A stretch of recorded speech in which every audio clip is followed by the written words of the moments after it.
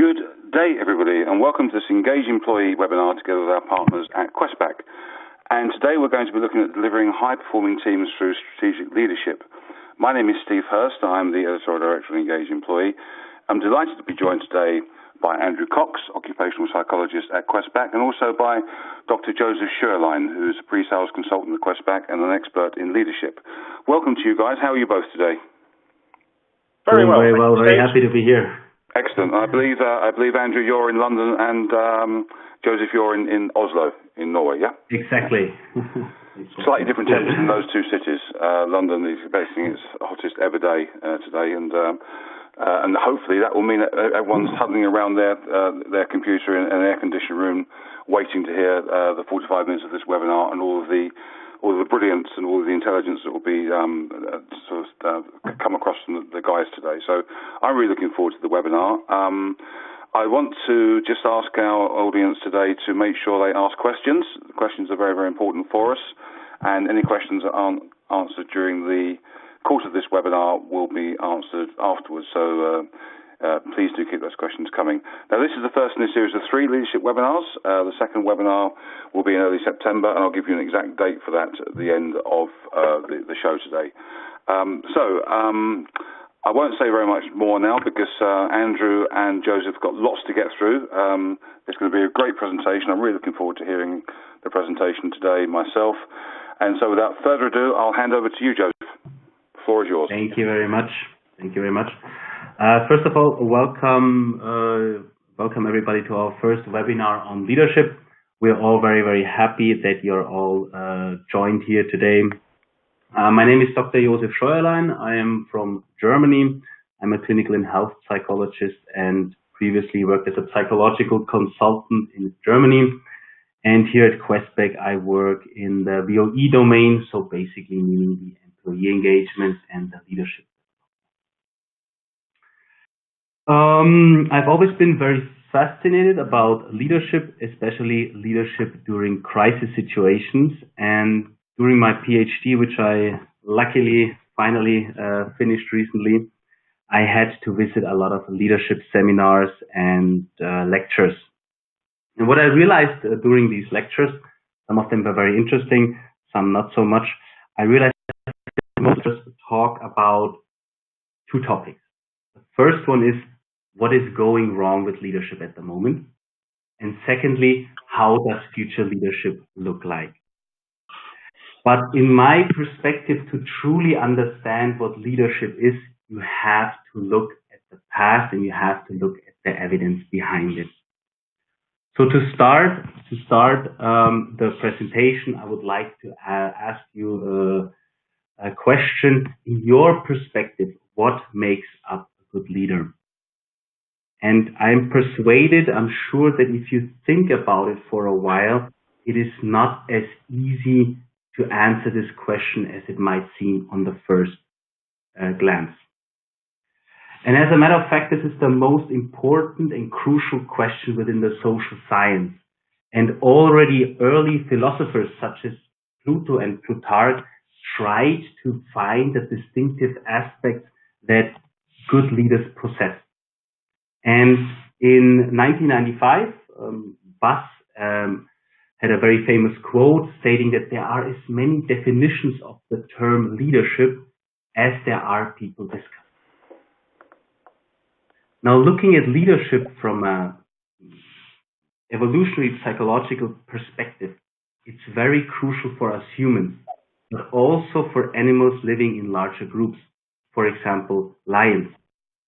And why is that like this? Because living within a group increases the safety and therefore increases the chance of survival. But naturally, new and very unpredictable situations will arise.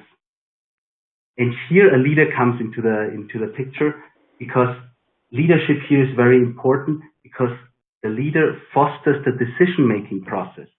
So he or she decides in which direction the resources should be allocated.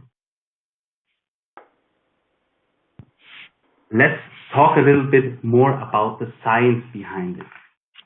Since me being a researcher, I would like to give you an introduction to the 3 predominant theories about leadership that are up to date in the social science. And the first theory, what I would like to explain a little bit, is the trait theories, and here especially the Big Five model. Then I want to give you a brief introduction to transactional leadership theory, and last but not least, the transformational leadership theory. Let's just jump right into it. The first one is the trait theory. The trait theories come out of the great man theories. And the basic assumption behind the trait theories is that leaders are born, not made. Or as Winston Churchill once quoted, history will be kind to me, or I intend to write it. I think it's a pretty badass quote. The basic assumption behind the trait theories is that we humans consist of certain traits, and since we have these traits, there's a high chance that we will become a leader. And the predominant theory within the trait theories is the so-called Big Five personality traits. And according to the Big Five personality traits, every human, each individual consists of one of these 5 traits. And the first one is openness to experience. Sorry, the first time I used this workcast, that's why I'm a little bit slow, but I'm adapting to it quite fast. The first one is openness to experience. And this basically describes the degree to which an individual is open to new situations or open to new stimulations. And individuals who score high on this, they often change their job. They like to explore new countries. They're very outgoing. If you look at very extreme high rates of openness to experience, this can be found, for example, in drug addicts. And if you look at the physiology of our brain, in the amygdala, they have an over stimulation of the amygdala, and this is associated to increased openness to experience. The second trait is conscientiousness. So conscientiousness is the degree to which an individual is hardworking, thoroughful, precise, and exact. The third one, extroversion, very self-explanatory. People who are high extroverted like to communicate with others. They like to meet new people. They like to talk to people. The fourth one is agreeableness. Agreeableness is the degree to which an individual wants that the people around him, the group he's working in, is working well together. Those individuals who score high on this trait are considered to be very warm and considering. And last but not least, neuroticism.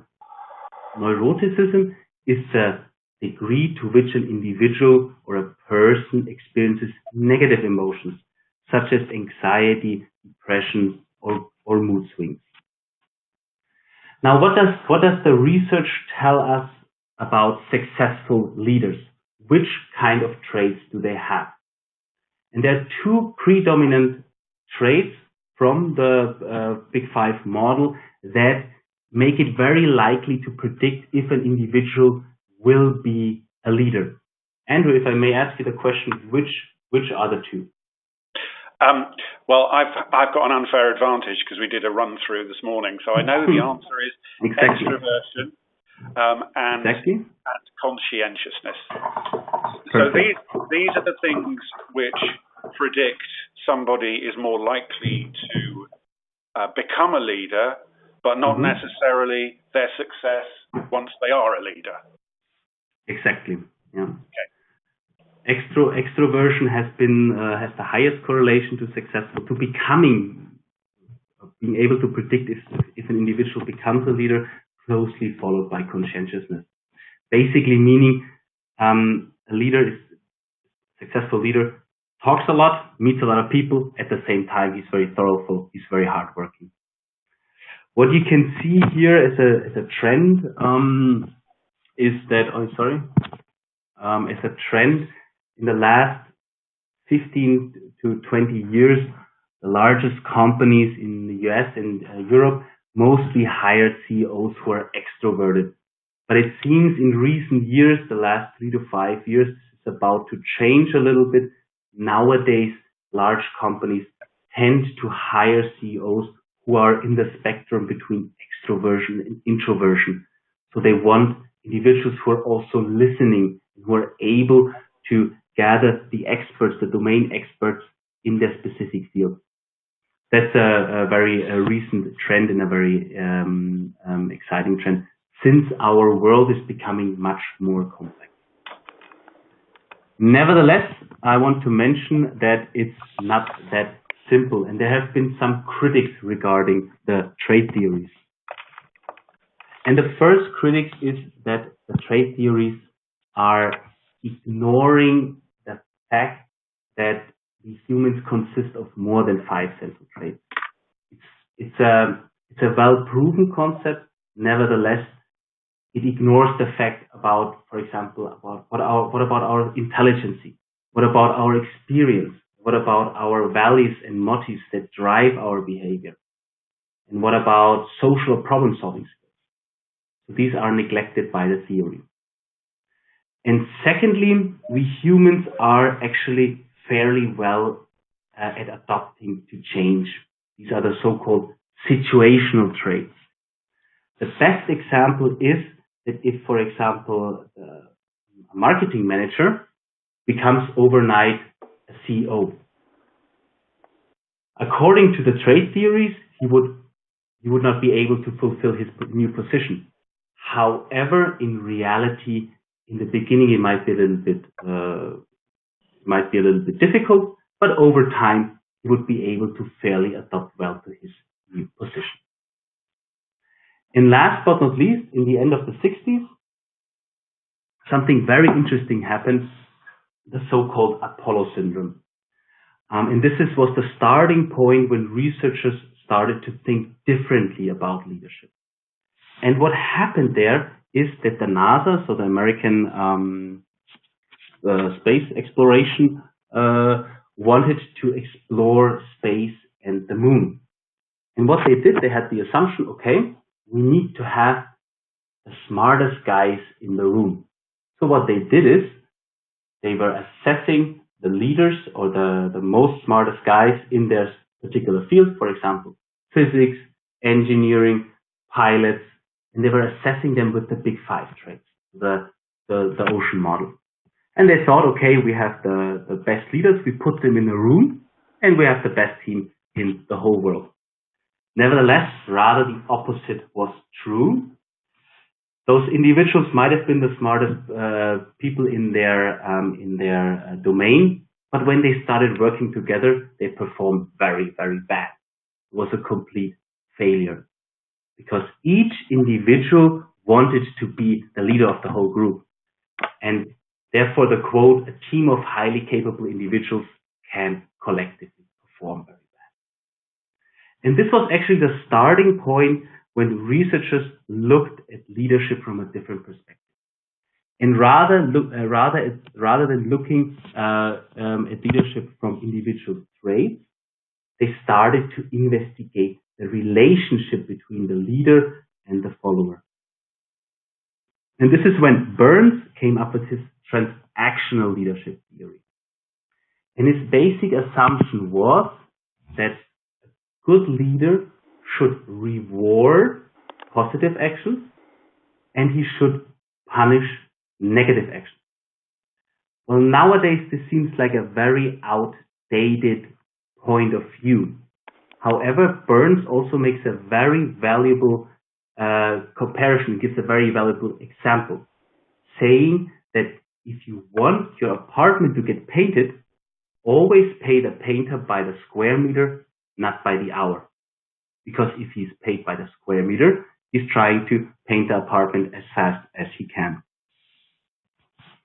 Let's go over to our last leadership theory, which comes out of the transactional leadership theory. This was Bus has seen the leader in a much more positive light.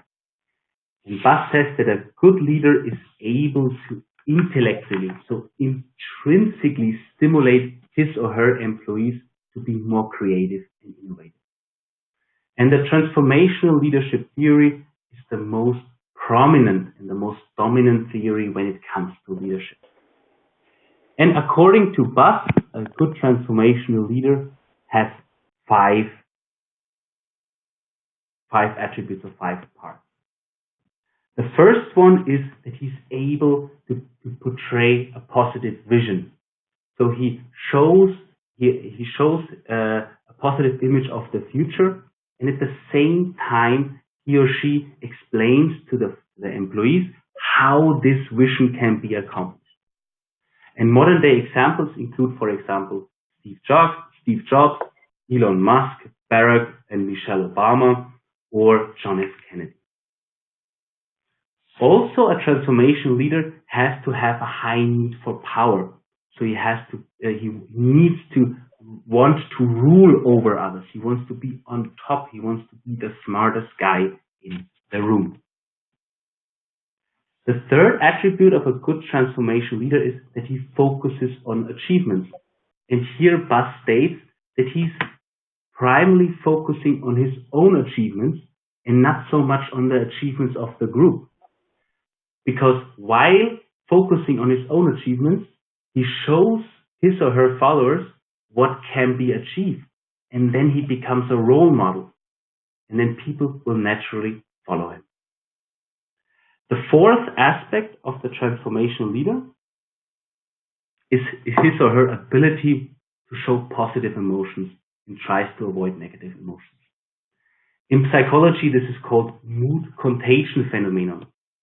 Basically, meaning that we humans transmit our emotions onto others.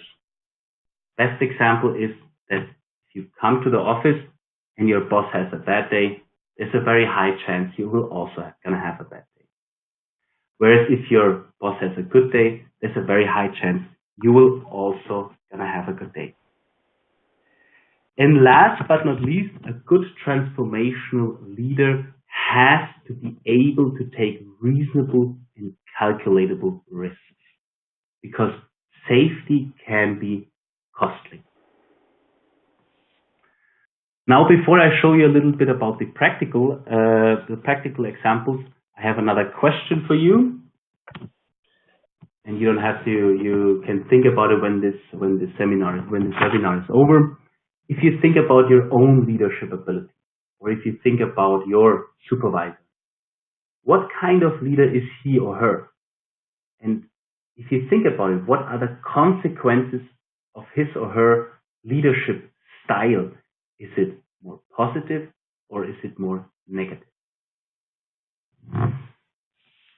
For the last couple of minutes, I would like to show you a little bit the practical application.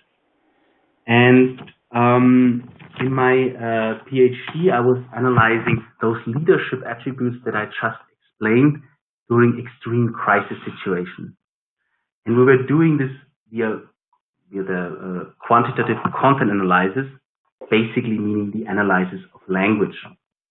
And why did we use this research tool?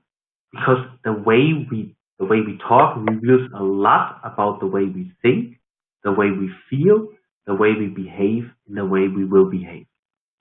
So therefore, it gives very good incentives to make predictions on a very, very large scale.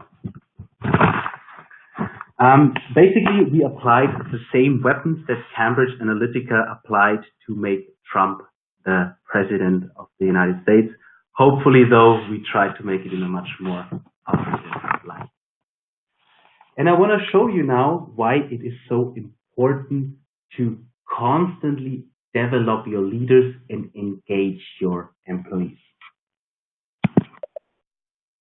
So here you can see the graph from one of our publications, and here you can see all our data came from the Standard & Poor's 500. The Standard & Poor's 500 combines the 500 largest companies within the United States, so it's a very good representative of the U.S. economy. And you can see on the x-axis the time frame. These were 2 years before the financial crisis, so the years 2006 and 2007. During is the height of the financial crisis, the years 2008 and 2009. And the 2 years after the financial crisis is the years 2010 and 2011. On the y-axis, you can see the score of present achievement words. So the influence of leadership on individual and overall achievement. And you can see 3 graphs here. Let's start with the middle one. You can see here that before the financial crisis, the economy was doing very well. There was a strong focus on achievement. You can see a strong decrease in the average of the 500 largest companies in the United States during the crisis situation. So you can see here that this cost a lot of energy for the leaders to lead and to guide, and they were most likely also not aware what is going on and how to solve this crisis. And then after the financial crisis, these are also truly surprising results because the economy was doing much better than before. So you can still see that there were a lot of anxieties here. Now let's look at the top and low 10% of performing companies. What you can see here is that the top 10 performing companies, these companies came from the IT sector. So these were the Googles, the Apples, the Facebooks, the Amazons. However, there were also some very positive examples from, in brackets, the old economy. And what you can see here is that also during crisis situation, there was a little bit of a lack of leadership attributes. However, compared to the average or the low performing, it was much less. And then significantly, after the crisis, there were a strong increase again. So you can see here that they came strengthened out of the crisis. Whereas the low performing companies had the 10% of low performing companies were having even stronger decrease in their leadership ability during the crisis and even afterwards. And the surprising results were why the top 10% of the companies were performing so good was because they had very good leadership development strategies in place, and not only for the senior management, but also for the middle management and the lower management. And they were focusing on engaging their employees.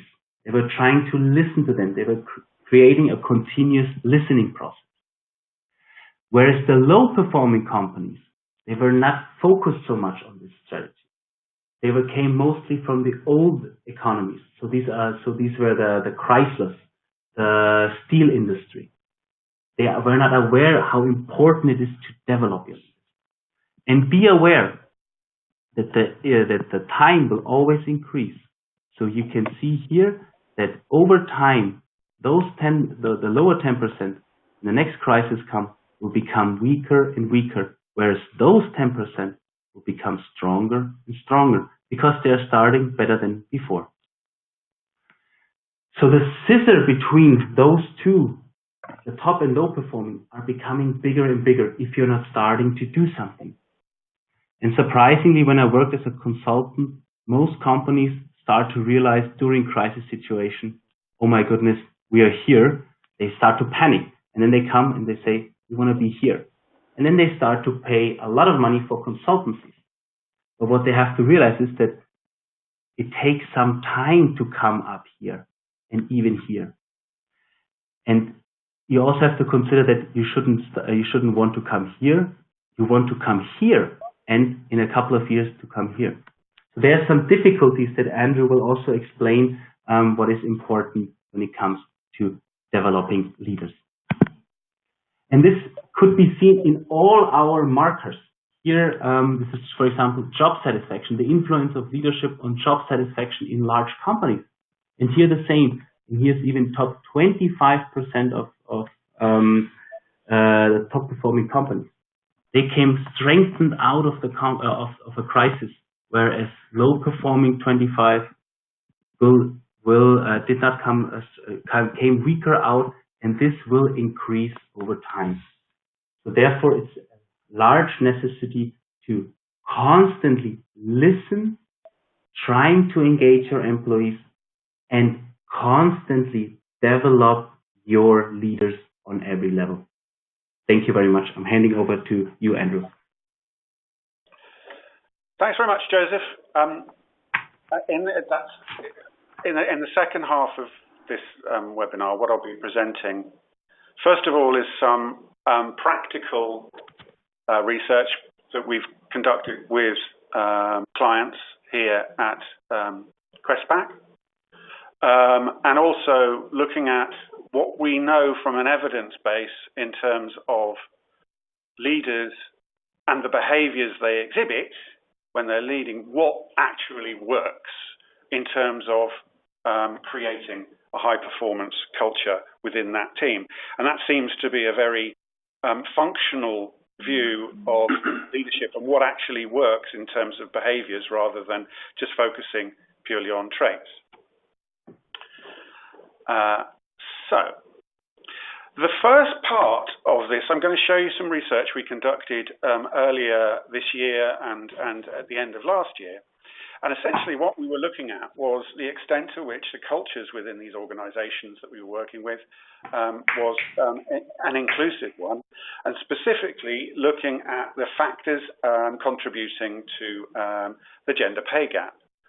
Now, what we learned from the research that we conducted was very instructive in the area of understanding the leadership cultures within these organizations. The first one, as you can see at the top, was the NHS. We did a survey of roughly 6,000 people across the NHS, and what we wanted to look at was the extent to which people believed different leadership traits were valued and rewarded in the decisions made about leadership. So when the organizations were thinking about who to appoint to more senior positions, what were considered to be the most important traits that they needed to exhibit. So in this instance, we presented the respondents, around about 6,000 of them, from a number of different trusts, from a range of different seniority levels and functions. And we said, of these traits that you can see, which ones from the decisions that are made about leadership and talent are shown by the organizations to be valued and rewarded to the greatest extent. And what we got then was essentially a ranking of most highest and lowest observed value. So here you can see that things like confidence, assertiveness, decisiveness, resilience were the things which people said the organization rewarded to the greatest extent when making leadership decisions. And at the bottom there, we've got nurturing, tolerant, intuitive, modest. Now, to go back to what Joseph was saying about the evolutionary element of leadership, those things like confidence, assertiveness, decisiveness, resilience, very useful if you're a lion trying to stave off another pride or an attack from a bunch of hyenas. But how useful is this in the context of running an organization like the NHS? The second part of the question was, okay, given that we have this hierarchy, to what extent do you personally associate these traits with masculinity, femininity, or gender neutrality? And when we plotted one against the other, we found a very clear pattern, and this is it. Those traits which were seen as being most rewarded and valued were also those traits which in general terms were perceived as being the most masculine. And those traits which were seen as being lowest in terms of value and reward within the organization typically were seen as being feminine. And there was quite a strong correlation between masculinity and perceived value. So essentially what this means is leadership looks masculine. And what we reward and what we value in our leaders are these masculine traits. That's not to say that women can't make good leaders, but in a general sense, what they need to do is to exhibit these masculine traits. Now, this is something we've seen across a number of different organizations across Europe and the UK and North America, a very similar pattern. And this wasn't a terrible surprise because it seemed to us to be the root of the gender pay gap and the root of many decisions made about men and women with regard to their rise through the organization. And given that the gender pay gap is almost itself universal, perhaps it shouldn't be such a surprise to see these kind of views about masculinity and value in organizations as being universal too. But a very clear pattern and obviously reflective of a very old, traditional command and control view of leadership and what leadership should bring to an organization.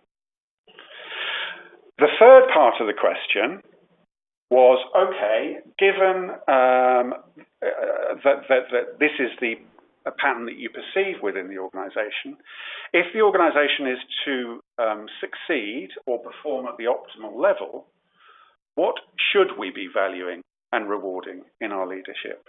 And when we asked this within the NHS, the context of the NHS, what we found was a very different profile. And it looked like this. And actually what we had was a correlation which was much weaker, but actually tending towards those feminine attributes.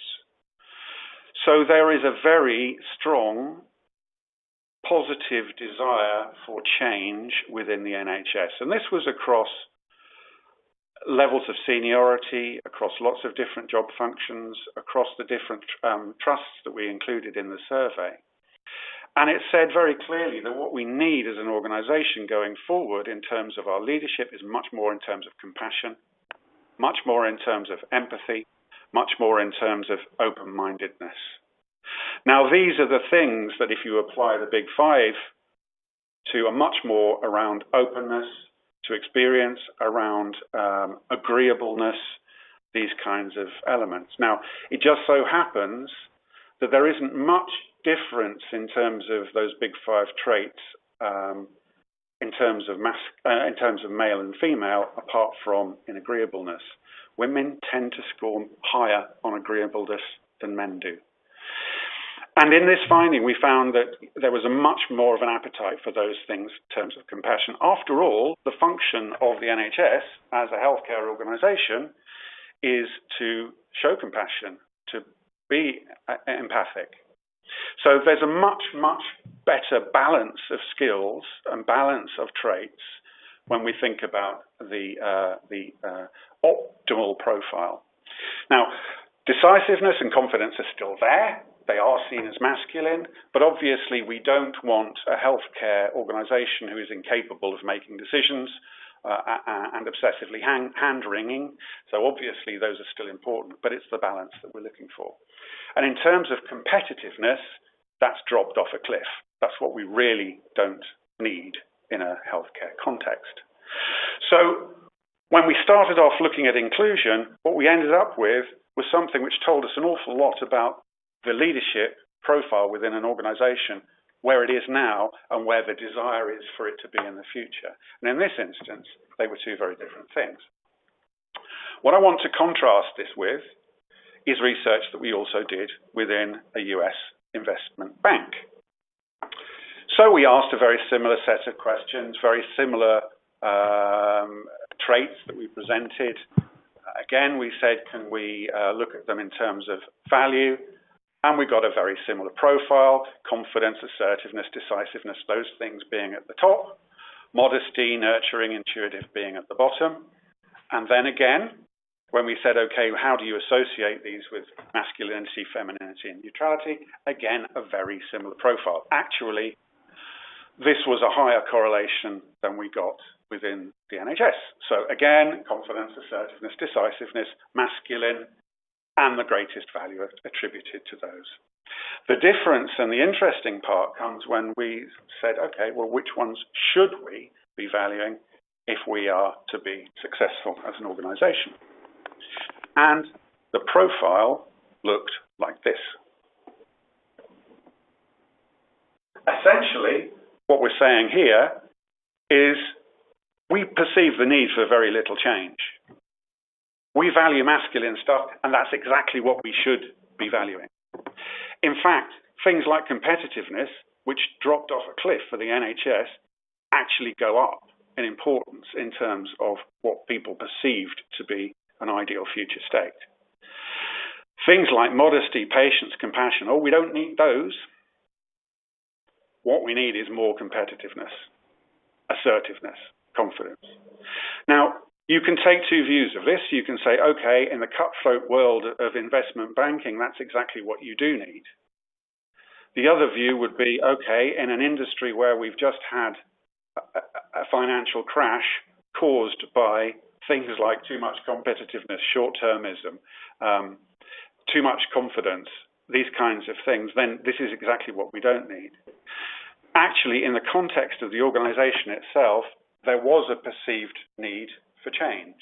But actually, given this profile, that puts them in quite a difficult position because it shows that there is very little understanding of the need to change. The mindset is still in that very traditional command and control kind of process. So I just wanted to show you those as two organizations with very different profiles. The reason we chose them was because they had very high gender pay gaps initially. We've also done a similar analysis with different organizations, and there seems to be a pattern that the high-performing organizations that of the type Joseph was talking about are much more balanced in their profile and or have much more of an appetite to change towards a balanced profile. So we're going to be doing more of this, but ultimately, if we can prove a link between performance and having a very balanced profile, I think that would be a very interesting area to pursue in more detail.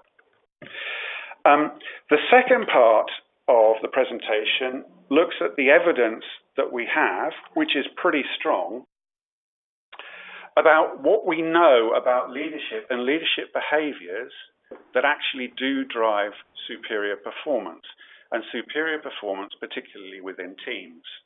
Now, we have at Questback an employee engagement approach which is very much recognizes that high-performance cultures and employee engagement are two sides of the same coin. Where you have high levels of performance, you also have high levels of engagement and vice versa. The traditional view that you engage your employees and that somehow results in higher performance, it doesn't work like that. It's a virtual feedback loop, and engagement and performance feed off one another, and what culturally fosters high performance is also what fosters engagement. Now, the nice thing about this is there aren't as many different definitions as people trying to define it. There's a very consistent view, which is emerging more and more about what leadership behaviors drive performance, and it kind of makes sense to focus on these in terms of what we need to develop in our leaders going forward. So first of all, a team. Everybody is part of a team, whether they are part of an executive team or a client delivery team or a sales team or whatever it happens to be. So it's quite instructive to look at a definition of what a team is. And the best definition I've come across is a group of people with complementary skills working towards a common goal.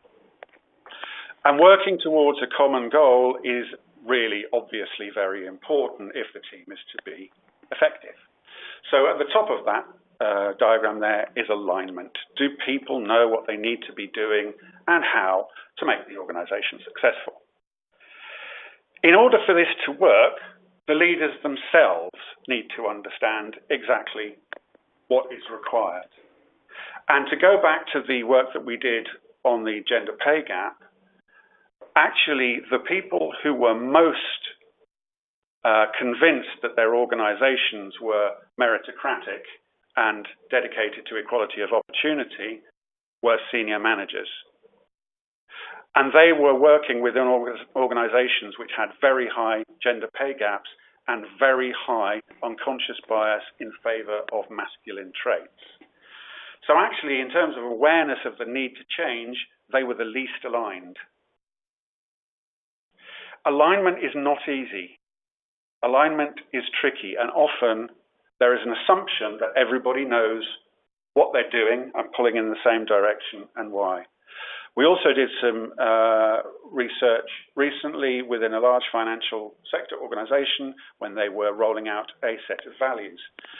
And we asked them in the employee survey, do you understand what the values mean for you in your day-to-day work?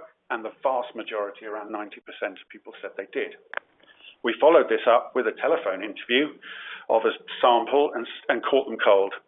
15% could actually tell us what the values were. The truth obviously lies in the middle somewhere, and when we did a survey which objectively tested their knowledge of what was required of them and their willingness to enact that, we found that over 50% of people did not feel any need to change anything they were doing as a result of the new values program. Around about 30% of people were pulling in the wrong direction, actively moving the wrong way, and only about 15 to 20% of the people were truly aligned and motivated to do anything differently. So that shows that alignment is not something to be taken for granted. It is a prerequisite of all of the other elements, and it is something which really needs to be focused on in a continuing way, in a discursive way that clarifies what people should be doing and how, and puts that into concrete behavioral stories, if you like, about what you need from your people. The other part of the definition of a team is complementary skills. So you need a range of different skills within the group, just as Joseph said with regard to the work around the space program. So what you don't need is a homogeneous group. And when we think about leaders at the very top of the organization, if we select leadership on the basis of all of those salient leadership traits, the traditional view of what our leaders should be, we will end up with a homogeneous group in the leadership team, which will tend to be less successful than a heterogeneous group. The other thing is that requires inclusivity.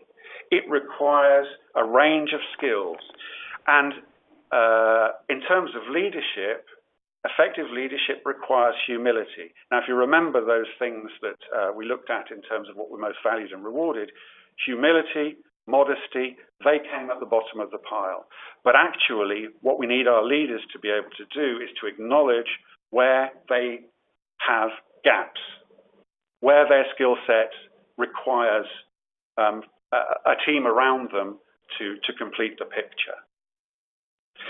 And humility is not antithetic to confidence or self-assurance.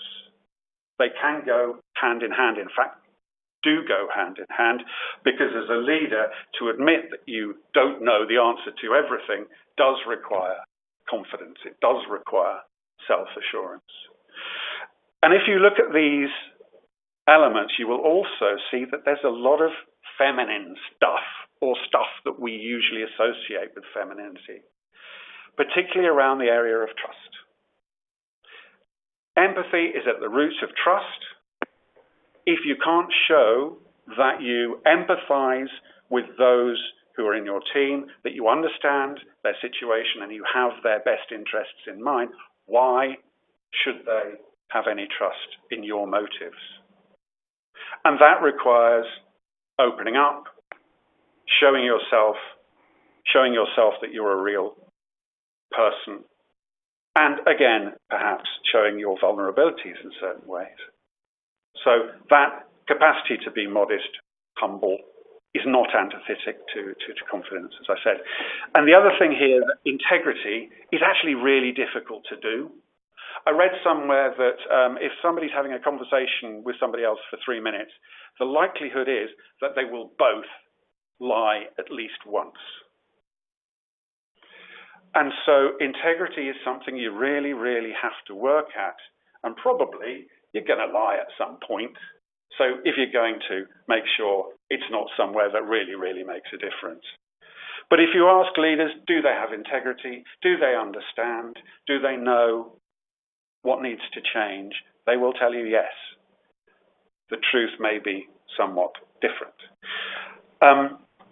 There's one thing I do want to single out here, and that's managing conflict. Often people think, oh, that's a sign of a dysfunctional team. Actually, absence of conflict is a sign of a dysfunctional team.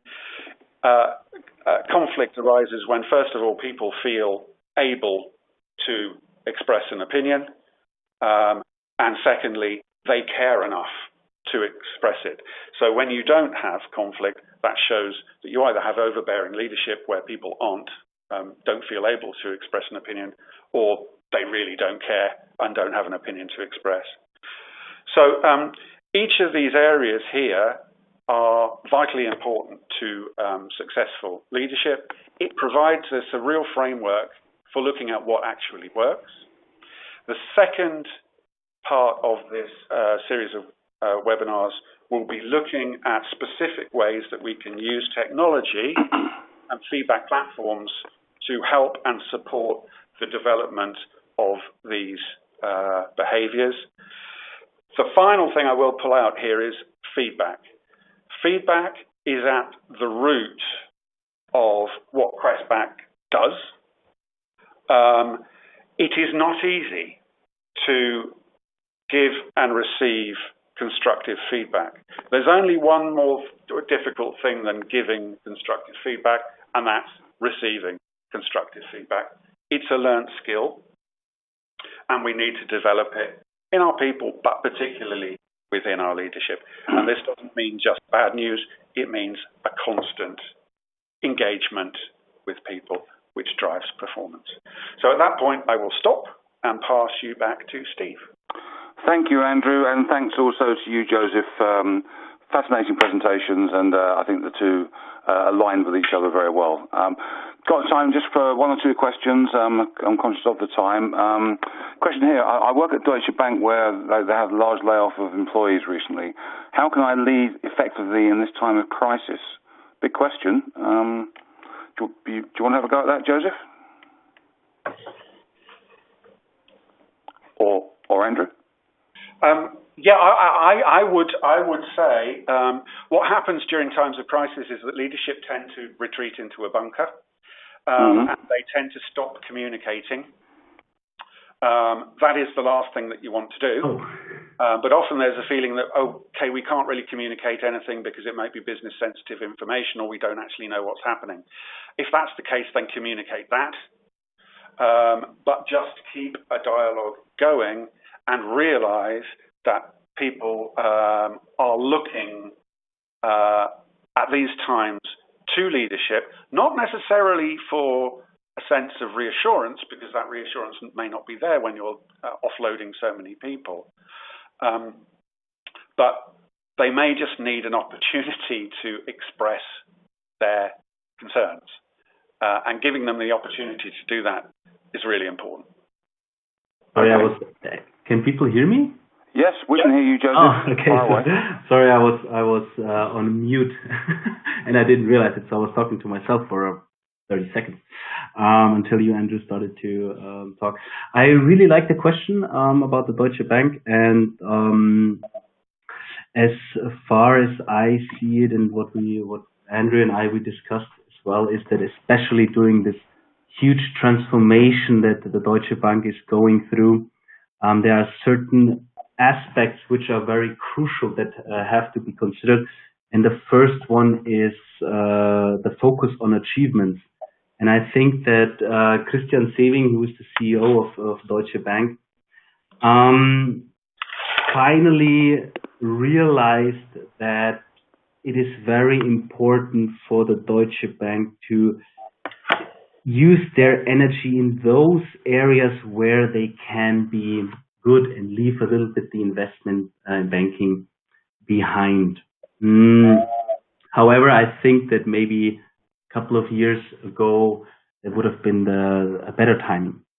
The second one, if you look at it, the importance of portraying a vision, so showing the employees and the stakeholders what can be accomplished. I think that the top management of the Deutsche Bank is on a very good way, where they have very clear goals saying by 2021 they want to have 6 billion in profit before the tax. So very concrete goals. Okay. Also, I think that especially Christian Sewing is giving a lot, trying to give security, calmness into the market during this extreme crisis situation by saying, okay, I invest 50% or a certain percentage, I don't know if it was 50%, but a certain percentage of my salary regularly into the stocks of Deutsche Bank. And I think that is a good signal of giving security to employees and the stakeholders, showing them, okay, I trust in this company. Okay. You should trust too. Thank you, Joe. When it comes, okay, sir. Yeah, got time for one more question before we close. What can I do to promote more minorities and women into leadership roles? If you both have a go at that one, and then we'll close the webinar. Yeah. No. I think Andrew, you're better at that. Okay. I think first of all, be honest with yourselves as an organisation and as leadership about how inclusive you actually are. One of the things that we found with the organisations we looked at, there are lots of statements on the websites about inclusiveness and equality of opportunity, and people believe that that's the case. Actually, when we look at the evidence, it says otherwise. The second thing is to really look at your practices in terms of your talent management. Are the basic things that uphold equality of opportunity being adhered to? And the third thing, look at your materials, look at your competency frameworks, look at your talent management, look at the way you advertise your posts. They're often very, very skewed towards those masculine descriptors. Yeah.